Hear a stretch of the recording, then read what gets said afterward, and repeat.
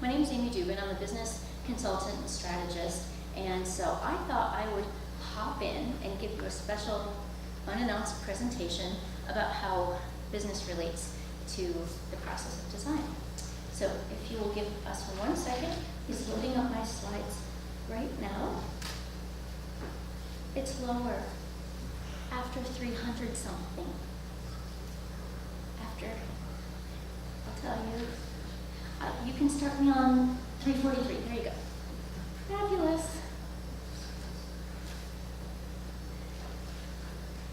Is it working? Oh, it's still working. All right. So most of you had heard from the last. Oh, hold on. Oh, I'm good. Okay. So most of you had heard from the last presentation that this is World Information Architecture Day. We're just talking about how different disciplines integrate and how we can improve our processes and practices when we learn what we have in common and how to streamline those together so we can all kind of start speaking each other's languages. World Information Architecture is put on by the Information Architecture Institute. We have global sponsors, and I'll get into those just in the next presentation as well. We have global sponsors, Ziba, AIGA, Portland here, UX, Chick Tech, and Empirical. Thank you all for helping put this on. Global sponsors and global volunteers, and we have a host of local volunteers helping to put this event together. So I showed you some of these slides already before, hold on. All right, so here we are. I'm the planner and organizer of this conference, and I thought to just drop in on you and give you a talk called Designing in a Bubble, to talk about business structure aspects of design. So, don't you love that picture? It's so ridiculous. As you can see, everyone from writers to architects to navigation designers are all part of the IA universe, and if you find yourself in this room, chances are you're a designer who works with a lot of technical people too. This infographic isn't even complete, but it comes as close as I can find. I got it off of Fast Company, which is pretty interesting. So throughout the last 5 years of networking in Portland, I've realized the word designer, it does seem a little vague, and even within industry and the resources and services that everyone offers, it's a little fragmented. It's a little sometimes difficult for businesses to understand all of what we do and all the different particular disciplines. So let's start from the beginning and unpack the idea of designing in a bubble, which may well be called creativity, technology, and business collide. So how many of you in here are freelancers? Well, great. So you're all business owners, right? How many of you own your own company that employs others? Great, more business owners. So whether you're familiar, whether you're a freelancer or you're working for someone else, sorry. Why? I'm not saying. So whether you're a freelancer or you're working for someone else, this initial process ought to look really familiar. There's an idea, a discussion, and some concepts for how this might take shape. And it can take anywhere from an hour to a lifetime. You know, there are certain projects I'm sure you all have where you think about it and for years on end, and it never comes to fruition. That's fine. There's lots of ideas you have to go through to call out the ones that make sense to proceed with. So the initial, I'm so sorry everyone, I'm really not sure what's going on because I'm not hitting that at all. So initially, when you come up with an idea, you say, okay, I have this great idea, I have an app. It's going to make $1 million. I'm going to set out with the design. I'm going to start, with some sketches. I'm going to do some prototyping. I'm going to do the wireframes. I'm going to figure out how it's going to work. I'm going to develop the UX, and it's going to be great. So you have a product now, right? So that might have taken like 1 month to a series of years. And now you have a product. Well, that's great, and that's really exciting, and I'm super happy for you, but now what? What are you supposed to do with this product? What are you supposed to do with these wireframes? You've spent all this time, you've spent all this effort. The idea's been in development for years. What happens to that now? And the answer, you don't know or you don't care. Neither of which make any sense after you've spent so much effort to, that has gone into the development of this product. I'm going to just hit pause right here for a second, and I'm going to ask that you please not automatically advance my slides, if that's all right,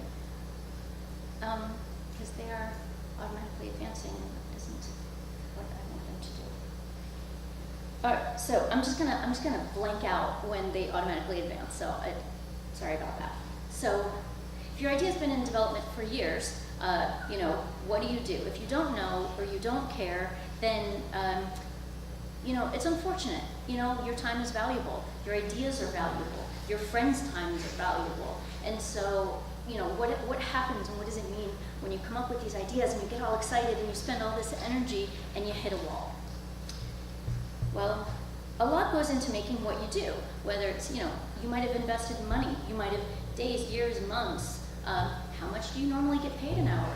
Add that up, and I think you'd find the answer pretty staggering. Wow, you know, in the time that I've spent thinking about this idea, mapping it out, drawing the wireframes, making it cool, showing my friends, talking about the idea, you may well have put back 50 grand, 100 grand in opportunity cost alone, and you still don't have a business. All you have is basically the sketch of an idea. So when you start to think about your time having value, it starts to put different things into perspective on how you might better go about mapping out your process to save you time and to save you money. So the main thing to know, a product is not a business.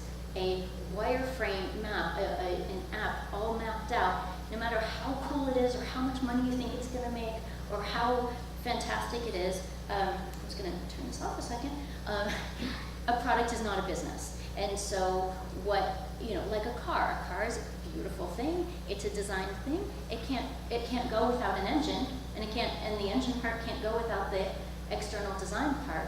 So when you have gotten to the point where you've had a great idea, you've put a ton of time and money and effort into it, and you have a product, you have a car without an engine. And so what needs to happen to get that engine into your car? And that is the intersection of design, technology, and business together.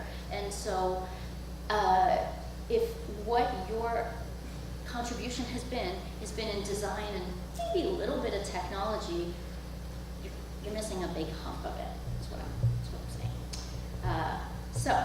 So I'm going to give you this example. So everybody let this image burn into your brain so it doesn't automatically advance for me. This awesome vintage bike, right? It's got a sidecar. So whomever, you know, when motorcycles first came out, right? Maybe they didn't have a sidecar. Maybe this was just a, you know, a motorcycle, and motorcycle shops opened all across America, and there were motorcycles for sale, and motorcycle salespeople had to sell a certain number of motorcycles a month in order to turn a profit. And so you come along and you think, oh hey, I'm gonna just add this sidecar. It's great because now two people can, you know, sit together, it'll be fabulous. But what you've done basically is create a problem for the salesperson, right? Because now they have to have more real estate to have your sidecar. It's now twice as wide, right? Or 1.5 times as wide. And how many of those sidecar motorcycles do they need to fit into their showroom in order to make money, in order to make a profit, in order for that to pencil out? So what you've done with your design, however amazing the user experience is, however fast it goes, however cool it looks, whatever super specialized paint color you chose, what you've done with your design is you've created a significant business problem that doesn't just affect the end user. It affects every single person that is involved from the time it comes out of your head until the time the user is sitting on that motorcycle and driving away. So, let's see, is there anything I'm missing for you?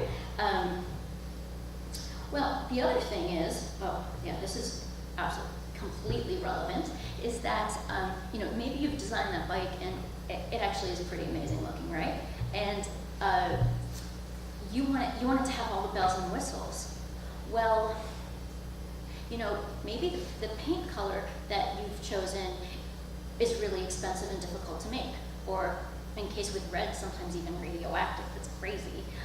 You know, one of the factors that goes into designing this bike is designing for business, designing for it to make business sense, designing for the person, whatever manufacturing company that's going to turn your idea out, how much does it cost to create and build the components that bring your design to life. It's absolutely worth knowing that because, wait, where are we at here? One of the things is that it affects, the main thing is that it affects the profit margin.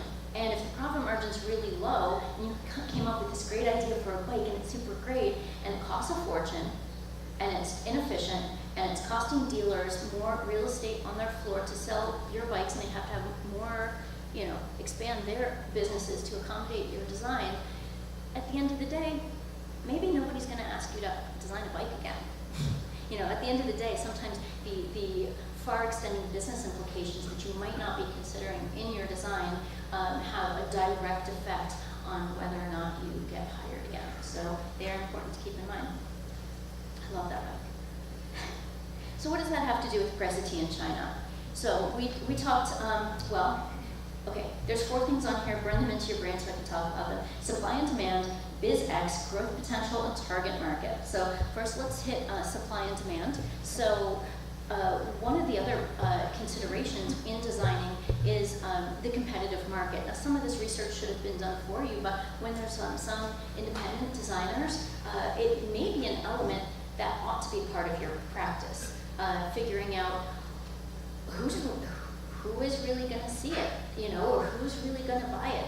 That great, motorcycle with the sidecar, it looks like a cool thing, it looks like a neat thing, but, maybe it's $90,000 and only people who have $90,000 and can weigh less than 100 pounds can fit in that, can fit in that sidecar. So you really want to make sure that you are, that you're, the supply that you're creating with your design, the demand you're creating with your design makes sense to the supply, not just the single end user, but the population of end users. And what that means, not just from a monetary standpoint, but culturally as well. BizX, that's an interesting one. So, since a lot of you are freelancers and or own your own company, one of the considerations is what is it like for people, potential clients, to have to do business with you? What's their experience with you? What would make somebody want to come back and work with you? So maybe you're an interesting designer, you have great ideas, you work really fast, you try to be efficient and not cost the company that's having to create your product too much money. But being really personable, having your stuff together, having your contracts in order, and being professional is something that really helps businesses and tech people and other people who are involved in the process that aren't designers want to do business with you and have you come back again. And that is a business consideration because as freelancers, you are business people. You want to create that continuous, fantastic business experience. The other thing, growth potential and target market. So those are a little bit linked in that whatever it is you're designing, are you designing for something to last a day, a week, a month, a lifetime? So, and to what extent can you grow when you think about, okay, I'm designing for this person who's part of this cultural group. Could this cultural group expand? Could it double? Could it multiply? Could it be international? Well, what does that do to my potential supply chain? And what does that do to, how is that going to change the nature of my design? And now am I going to have to adapt it, maybe that bike for driving on the other side of the road or whatever the case may be, factoring in potential growth potential to your designs, thinking about that from the beginning will save you a lot of time and money at the end. And we already talked a little bit about target market.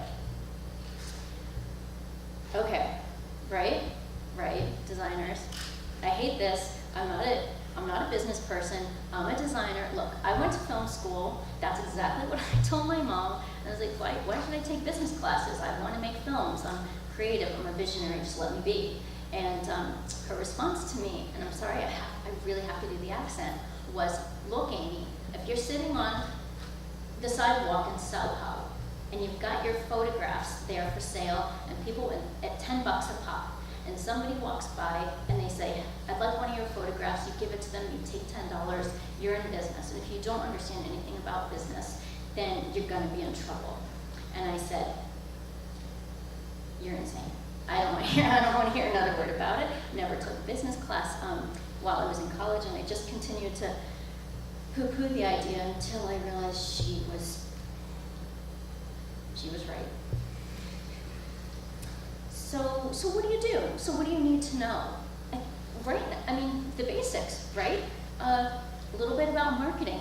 Marketing's just who, what, where, when, and why. What's gonna happen to your product that you create, whatever it is, a photograph, a film, an app, what happened, how do you surmise it's going to be marketed to the world?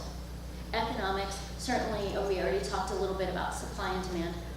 Who's going to buy it, under what circumstances, what could it reasonably cost? So maybe you're designing something and you say, oh, well, I get paid, $50 an hour, and this thing is going to sell for, $500,000. Damn, how come I don't, get a piece of that? Supply and demand is both for you and your time, as well as your product out into the world. There's two different supply and demands happening simultaneously together. Time, longevity, and sustainability. I touched on that already. Under what circumstances can the type of design you do be sustainable? Can you create a prototype that's replicable? That's one thing Kate talked about at the beginning of our morning, was how animation, once it's built, you can just keep adding on to it. You can just keep going back to it. And so, it's design efficiency. So under what circumstances can you create design efficiency in what you're doing, and design for the length of time someone is, or a group of people are planning to use that product, and all people in between, from when it's manufactured, from when it gets to point A to point B, all those people it's taken into consideration as well. And another business basic, help, knowing who and when to ask for help. Not everybody is just naturally, innately imbued with a knowledge about business. There's a lot of tricky tidbits. You don't do your own legal work, do you? You hire a lawyer, that makes sense. So everyone knows when, to ask for legal help, but sometimes it's hard to know when to ask for business help and where to go to get it. So, what if you don't? Well, fear is costly and it gets ugly, as in really ugly, because well, you might say, screw it, I'm not going to bother. I hear what she's saying about business, I don't know anything about it, I don't care, I can't be bothered. Money's not the important thing, it's about what I feel in my heart and what I produce that goes out to the world that matters. It doesn't mean anything. But it's like going to the dentist. If you go and maintain your smile, it's like 200 extra bucks, right? And you might not have that money, or you might not want to spend the money, you might not want to take the time to go, but that's fine if at the end of the day, you don't mind being toothless. And when it comes to business, that's not a good thing. It's not really cool for you, because it turns out you're not in a bubble. You're not just a designer, you're a business person. And even if you work for someone else and you're not an independent, you are part of their business. You are part of a business machine. When that company does well and that company makes money, you get to keep your job. So there's really kind of no getting out of talking about business and learning about business. Basically, if you don't, what I like to say, open the mail and address it, then you're causing a clog in the chain of cash flow. And it's a clog in your process, and it may hold up the business that you're working for, which ultimately is reflected in whether or not you are able to keep your job. Well, there's a lot of crossover, and so where do you fit? One of the things that's a challenge, I think, for people in in this culture, in this day and age, when everything is moving so fast and professional identities are shifting pretty rapidly. If you're a designer and you own a business, well, you're a designer and you're an entrepreneur. You're a visual artist. You're a inventory manager. We wear so many hats. So figuring out where you fit in to the process and where you're really comfortable, where you're really happy, and where you really shine. You might take up a couple of these categories. You might be, into creation and back-end design and graphic design, but look at all the stuff that you don't do. In order to really propel your business forward, all of these elements have to work in conjunction. And if you don't have your own business, and once again, if you're working for a company, all of this is going on kind of either beneath the radar or over the radar, but it's happening with or without your knowledge. And so the more knowledge you have about processes and practices in business, the more valuable you become, because then you can understand how to make what you're doing most efficient for a business and not just design. Basic recommendations: hire professionals for the things you don't want to do. Hire someone to write your business plan. Hire someone to write your strategies. Hire a lawyer. Hire a marketing professional, a PR person. There's tips and tricks that all of these different types of professionals use, just like you do, to get the job done as fast as possible and for the lowest cost. Financial planners and developers. Of course, we love our programmers, but there's so many different kinds, and some of them wear many hats, and some of them have more or less experience. So doing due diligence before you hire professionals is also recommended. But that takes time, it takes energy, it takes structure, and it's one of those things that if you just simply build it into your schedule, I love that, just simply build it into your schedule, 1 hour a week, and just put it on your calendar. Look up 3 lawyers in my area, look up 3 accountants in my area, ask for 3 recommendations to have somebody help me with strategy, have somebody help me get unstuck. So if you're at a place, you've hit a wall, you're feeling stuck, that is the time to ask for help, and just 1 hour a week, half an hour a week, it's like drinking water. You have to remind yourself you're supposed to do it. So what if you're just too busy and you can't be bothered and you hate everything I just said, which is absolutely plausible? Well, there are a lot of support groups. There's a lot of meetup groups. I actually randomly happened to run one called the Northwest Creative Social Club. It's meetup.com/Northwest Creative Social Club. I didn't name it, I would never have done that. But there are more than 700 people in the group now. 220 of them have just joined it in the last year since I've taken it over. So it's pretty active. We have, there's events all the time, and it's really easy to pop in. Most of the events are free. Meetup.com/PDXUX, one of our sponsors. They have events all the time. You can peruse member profiles, you can email people. There's pretty much a meetup group for everything. And up here, it just shows you that there's, the blue is tech, the red is creative, the green is business, and there's 22 groups in Portland alone in a 10-mile radius that are crossover groups. Like PDXUX is for both designers and tech people, right? So there are 22 crossover groups. There's really no shortage of support if you're feeling like, I don't want to do it, I don't have time, I don't know what to do, screw that. Go find some help. Calligator is Portland's tech calendar. It's free. You can post events. You can. This event is on there, and there are usually anywhere from like 150 to 180 events, mapped out, and you can just go through. If you're a designer and you don't know what a Python person does or a Ruby on Rails person does, go to a meetup. Who cares you're not a tech person? I've been to several, and every tech meetup I've been to, everybody's been so happy and so nice to just explain in just basic terms, what do they do, how does it work, how is it different than C++, feel free to educate yourself about other disciplines. And I also, I give this talk for tech people too, and I was like, go hang out with some designers, go hang out with some business people, and start to have some of these crossover conversations, because we are all interconnected, we all work together, but we all speak 3 different languages, seems like. Not a huge fan of Google Groups, not gonna lie, but the information architecture of how you go about finding a group is pretty clear, it's pretty easy. Wading through the groups is horrible, but it's a great place to start asking questions.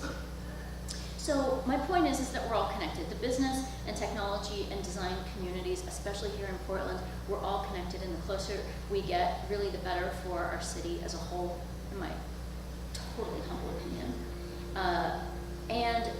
And one of the things to realize too is that, you know, as a designer, and I'm not a designer. I do sit on the AIGA board as a partnership chair, but it's because I'm your partner. Is that we do a lot of things in our local community. We all get together, but we have discussion groups, you know, amongst our peers. But we're not just part of Portland. We're part of a region. We're part of a nation. We're part of a global industry. And so your part and participation is it expands beyond the limits of Portland. And when you realize that we're part of a whole entire region, then you think, wow, well I'm a tech person or I'm a design person. Part of the Pacific Northwest region includes Seattle. Well, wow, how can I compete for that business? How can I make what I'm doing, how can I maybe bring business from outside Portland to foster the design, tech, and business communities? Thinking on a more regional or national level can be part of your process. Yeah. So that is my talk, Designing in a Bubble. Any questions for me?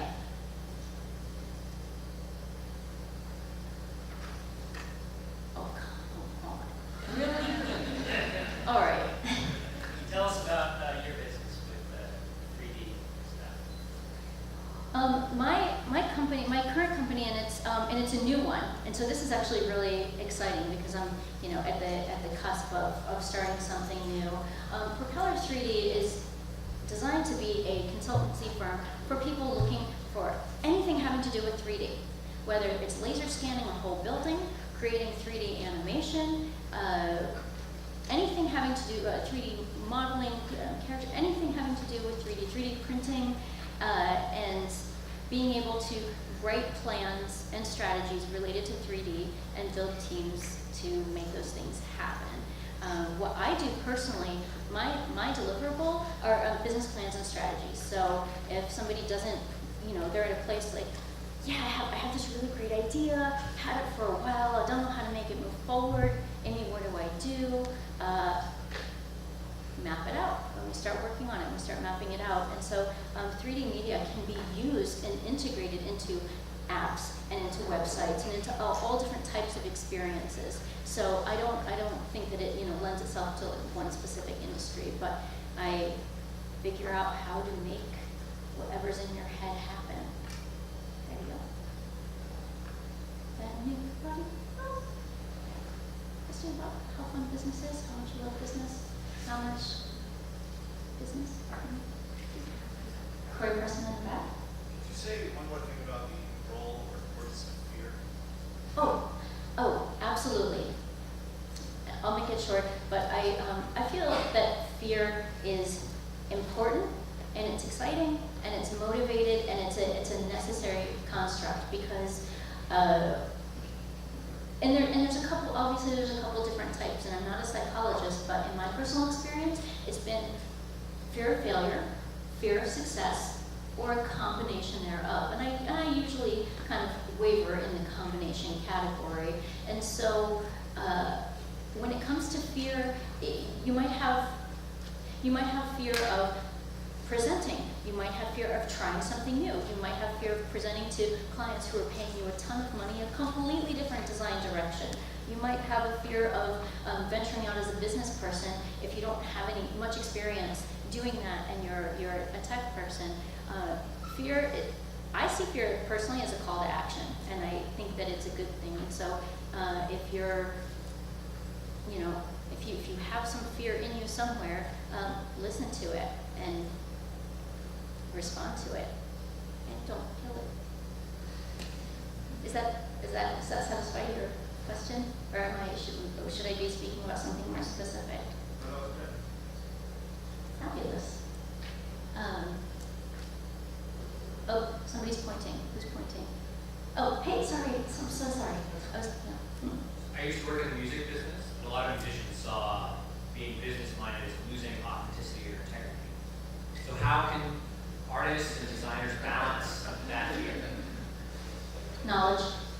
And that is, you know, my personal feeling is if you see it all laid out, you see the plan, you think about it, you think about how it's all gonna work, and you look at it and you say, I'm not doing that.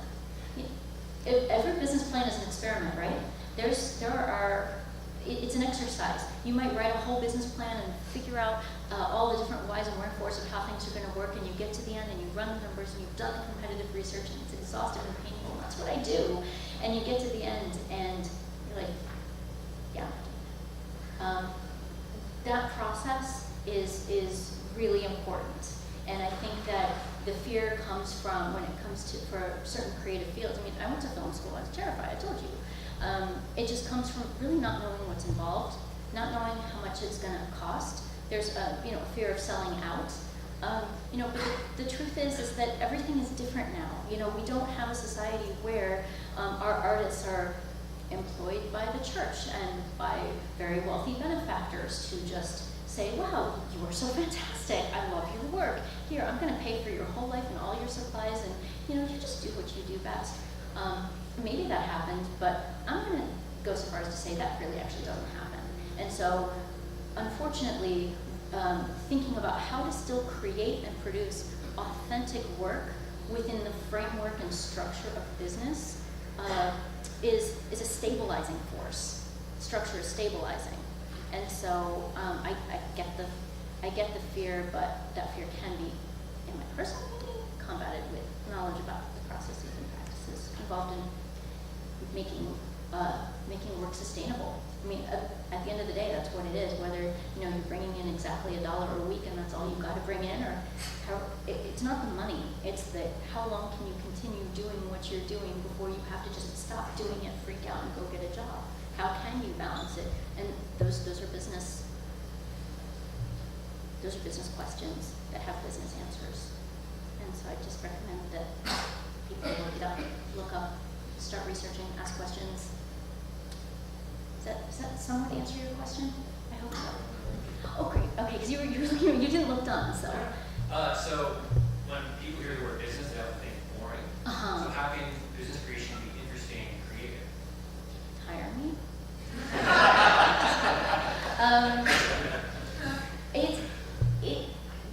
The fact is that you have to eat your vegetables until you get to your dessert. You just have to. There are, doing your taxes, it isn't fun. It's never going to be fun. I'm not going to tell you it is fun. It's fun. But it's, if you, I'm just going to say you got to suck it up. If you don't know how to do something, you take a class and you learn, and you suffer through it, and you get through it, and you figure it out so that you can go off and do the things that you want to do. And by doing that, and by sucking it up and opening the mail and addressing the issue, what you're building is a foundation that you're like, okay, that sucked, but my taxes are done, my accounting's in, my legal stuff is in order, my plan for the year is this, my goals are this. And so now I can just forget about that and go have fun. And so I feel like the fun is in the carrot. The fun isn't in the process when it comes to business, unless, you just have to do it. Just have to do it. Try to work with people you like. I always recommend that. Where are we at? Anyone else? All right, so let me make a couple of announcements. Thank you all so very much for letting me just I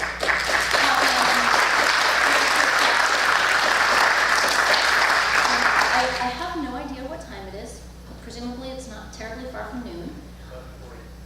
Oh, it is terribly far from noon. Well, our planned lunch was from 12 to 1.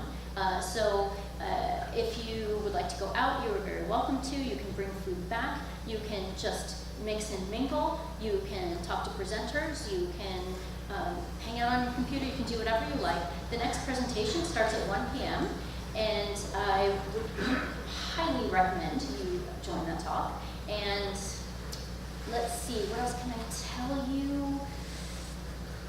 I think that's it. Oh, yeah. Ooh, and I will be giving more information about the raffle. We do have all of our global sponsors in very much kindness, have allotted us raffle prizes. So all of our raffle prizes are coming from our national sponsors. So we've got, you know, software to give away and all kinds of cool, juicy stuff that's worth a ton of money. And the raffle prizes will be given at the after party at Open Sorcery, that's 1635 Northwest Lovejoy, immediately following the last presenter here at it'll start at 6, I think from 6 to 8.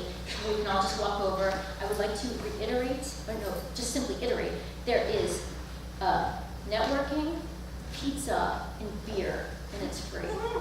And there's raffle prizes going to be announced there. So if you haven't already, please drop your business card in the urn on the registration table. Have fun. Please come back at 1 o'clock, and we'll see you then. Thank you, everybody.